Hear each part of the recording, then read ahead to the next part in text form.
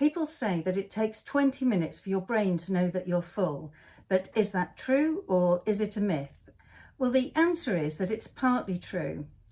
Many of us overeat and then regret what we've eaten. This eat, regret, repeat cycle can take all the joy out of eating. So this video is about how to stop overeating and put the joy back into food and eating and lose weight at the same time. In this video, I'm going to explain that there are two types of fullness signal, so you can get better at listening to what's happening as you eat.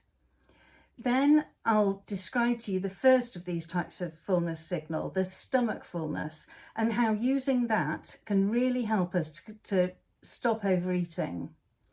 Then we'll look at the second type of fullness signal, the gut fullness, and how the problem with waiting for gut fullness signals is what can often lead to overeating.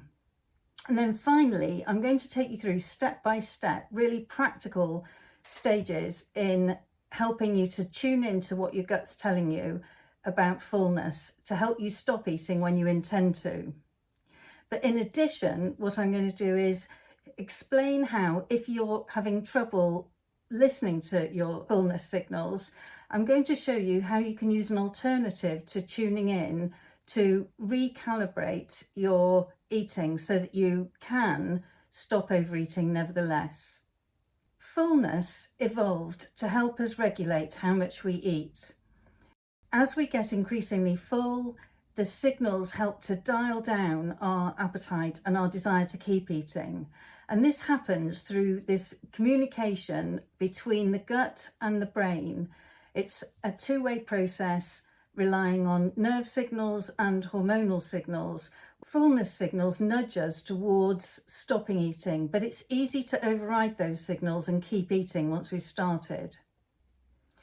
I'm going to describe how these signals work, which will make it much easier for you to stop when you intended to. So the first set of fullness signals is the signals coming from the stomach. What's helpful to know about these is that the stomach is a muscular pouch, and the wall of the stomach has nerve receptors in it called mechanoreceptors. And as food enters the stomach lining expands with the volume of food, and the mechanoreceptors in the stomach wall send nerve signals to the brain about how much food is being received. The fact that these signals are transmitted by nerves means they're super quick, so they actually are registered more or less mouthful by mouthful as you're eating. The other thing to say about the stomach fullness signals is they're easier to tune into if you're actually hungry when you start eating, just because it's easier to notice going from hungry to not so hungry to full than it is if you start at somewhat full, then you're going to be less able to notice the difference. The second type of fullness signals is those that go from the part of the gut that is after the stomach and sends information to the brain. So this is a different type of information. This is once the gut is breaking down the food that you've eaten and the gut is absorbing energy and nutrients from that food, it sends signals to the brain via hormones in the bloodstream about the breakdown of what you've eaten. So this is much slower. It starts later anyway, because the food hasn't arrived in the gut so quickly as in the stomach. And also it takes a while for the food to be broken down and for the brain to register all of those signals. Now, this is where the 20 to 30 minute signaling comes in, because it can take 20 to 30 minutes or even longer to really register how full you are. You've probably experienced this if you've had a celebratory meal that's really substantial and you've kept eating, then you can feel much, much fuller an hour later after you've finished eating than you did when you stopped. And that's because you're now getting the full impact, if you like, of those gut fullness signals. So the problem is that we can eat an awful lot in the time that it takes for those gut fullness signals to reach the brain, which is why it's much more helpful for us to use those earlier stomach fullness signals. And I'll be showing you exactly how to do that in a moment. Okay, so practically, how can you use this information to guide your own eating and stop when you intended to? Well, my suggestion is to use the appetite pendulum to gauge how your hunger and fullness levels are changing as you eat. So I can't tell you what fullness feels like because it's subjective, and that's absolutely fine. You don't need to know how fullness feels to anyone else. You just need to learn how it feels to you in order for it to be useful to you. The chances are that if you are hungry when you start eating, the first thing you might notice is just feeling a bit less hungry as you eat successive mouthfuls. Then you might start noticing feeling slightly full and then getting to the point of just full. As you're eating, they're likely to be quite quick because remember that they are to do with as food arrives in the stomach wall stretching. So this is happening fairly quickly. The next thing to do is to notice how much food you actually ate. So gauge the quantity of food that got you to that point. So you're now beginning to make the connection between the volume of food and the degree of stomach fullness.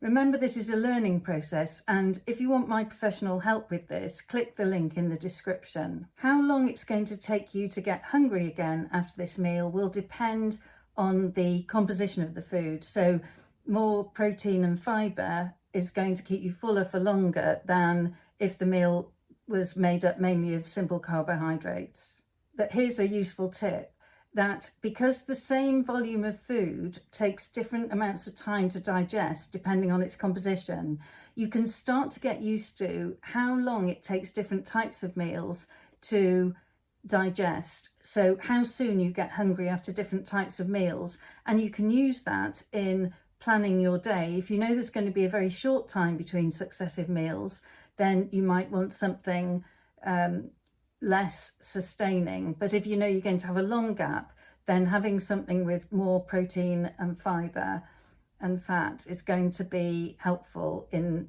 keeping you going. Okay, so what can you do if you're really struggling to tune into feelings of fullness? Well, here's my suggestion. At your next meal, eat what you normally eat. Eat the amount that you normally eat. And when you get to the end of that meal, just notice how you're feeling physically. You don't have to call it fullness. Just notice what it feels like in your body right now and call that overall feeling just full. Then on your subsequent meal, the next meal that you have, reduce the size of the meal. We're going to start recalibrating the amount you eat, but rather than by tuning into fullness, we're going to do it by adjusting the size and then tuning into fullness. So you might want to reduce the size of the next meal by a few spoonfuls, or maybe if you want to make a significant difference, you could reduce the size of the meal by a quarter so that it's now only 3/4 of the amount that you would normally have. So at your next meal, you eat that 3/4 size meal, and at the end of that meal, just notice what you feel like physically and call that just full. So this is the start of recalibrating. Again, it's a learning process, so it's something that you can learn to do over time. And once you are eating a meal that is 3/4 the usual size, you might feel uncomfortable, it might feel a bit weird, but that's okay. And if you keep repeating the same thing, that at each successive meal, you are serving yourself 3/4 of the original amount, so you don't keep reducing it, you're now consistently eating 3/4 of what you used to eat, or a few spoonfuls less, it doesn't have to be a quarter less, then do the same thing. Just start to notice what it feels like in your body at the end of that 3/4 size. And how long do you do this for? Well, you keep doing this until this new meal size feels totally normal, like second nature. So the aim is to get this as a regular habit, something that's happening day in, day out. And the beauty of that is that whatever weight you lose by reducing your meal size regularly will stay off. The amount of weight will stay off because this is now a regular new pattern. And the other thing I would say is, however you make the change, whether it's by tuning into the fullness signals using the appetite pendulum, or whether it's reducing down the meal size by a quarter, whichever route you take, don't worry if the weight doesn't come off immediately, because sometimes there's a lag between making a change to your eating habits and that change showing up on the scales. The main thing is just to be consistent about the new eating habit. In this case, your new portion size, your new meal size. And if you slip up at one meal, don't worry. If you eat more than you intended, don't worry at all. Just put it down to experience and get back on track at your next meal. Please like, subscribe and share this video. In my next video, I'm going to be talking about helpful hunger, the other side of the appetite pendulum, and how being able to understand hunger and how it works can help you to stop eating when you're not hungry. It can help you really avoid non-hungry eating.